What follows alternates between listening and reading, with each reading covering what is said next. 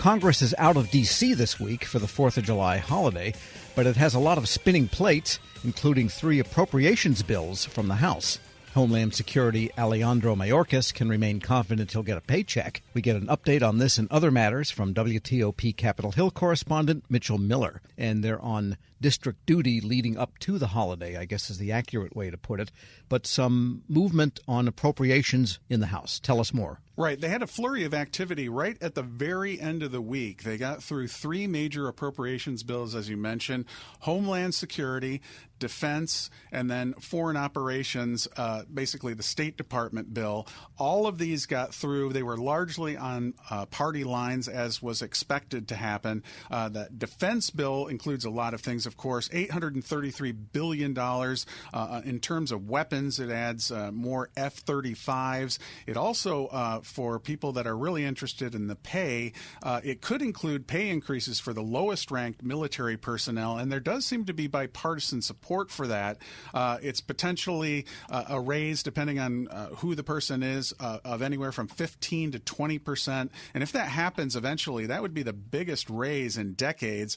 All military are scheduled to get a 4.5% pay increase. There is a little bit of division within the political parties about whether or not this is going to hurt retention at the higher levels, because obviously people that are ranked higher are going to see these raises in pay and wonder about themselves as well. But many lawmakers do agree that paying at the lower level is really needed because the recruiting efforts have been pretty paltry for the Army and Navy in particular, and they want to shore that up. And on the Homeland Security bill, and that includes Justice Department, oh boy, there's some controversial things in there vis-a-vis the Senate.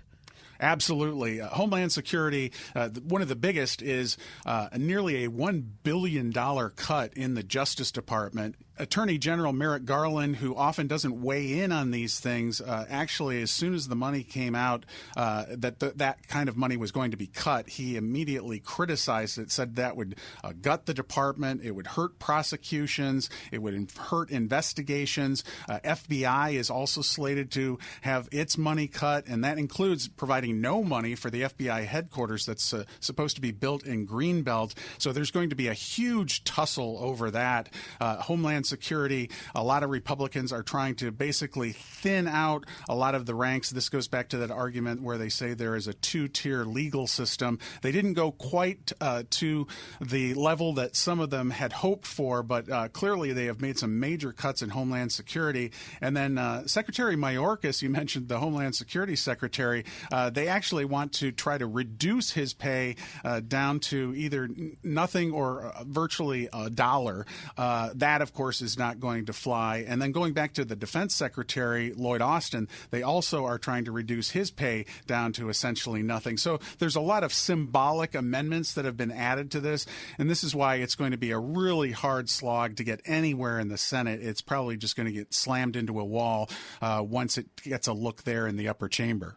And as we get closer to the elections, that means things slow down even more, and therefore maybe not even simply a continuing resolution, but perhaps even more drastic. Right. I mean, even though we are now in the summer and we've got 4 appropriations bills passed, because they include what many Democrats consider poison pills, it's really doubtful that they're going to move anywhere in the Senate. And so this appropriations bill, there was a big flare that went up from the House's top Democrat last week. Extreme MAGA Republicans are marching us to a government shutdown. And part of the reason for that is Democrats are pointing to the fact that beyond the defense spending, that the domestic spending is slated to be really slashed by Republicans. And for Democrats, they say this is a non-starter, that there was a bipartisan agreement last year that was supposed to stay in place. It's obviously fraying at the edges, if not right in the middle of it. And so Democrats are warning that they're going to once again potentially be on this collision course later in the year. We're speaking with Mitchell Miller. He's Capitol Hill correspondent for WTOP,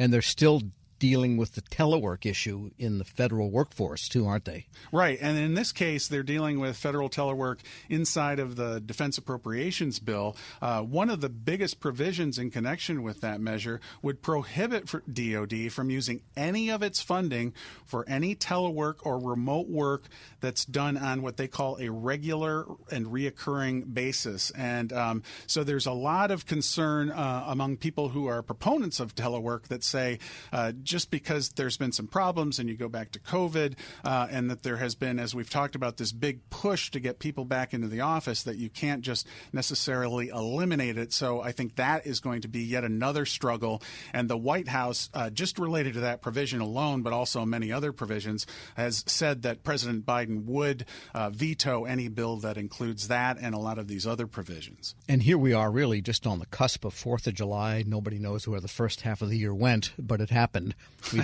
We have had our first presidential debate, and golly, I wonder who can drive further with a golf ball, that is. Yeah, there was a lot of discussion about that as the lawmakers flooded out of the Capitol last week in connection with finishing up all those appropriations bills we just talked about. So there's going to be obviously a huge amount of discussion about the campaign.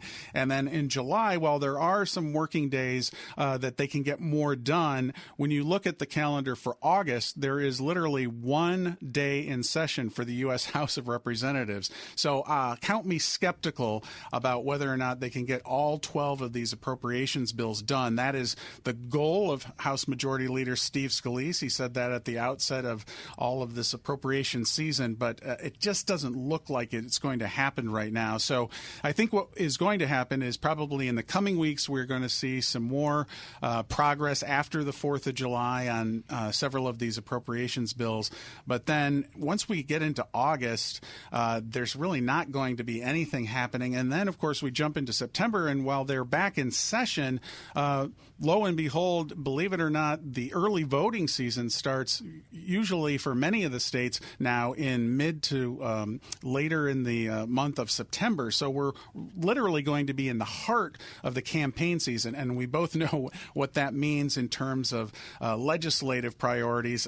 Everything just gets kind of held up. So I think we're in for another long summer and perhaps looking again at another threat for a possible government shutdown later in the year. Mitchell Miller is Capitol Hill correspondent for WTOP. As always, thanks so much. You bet. And we'll post this interview at federalnewsnetwork.com/Federal Drive. Subscribe to the Federal Drive wherever you get your podcasts.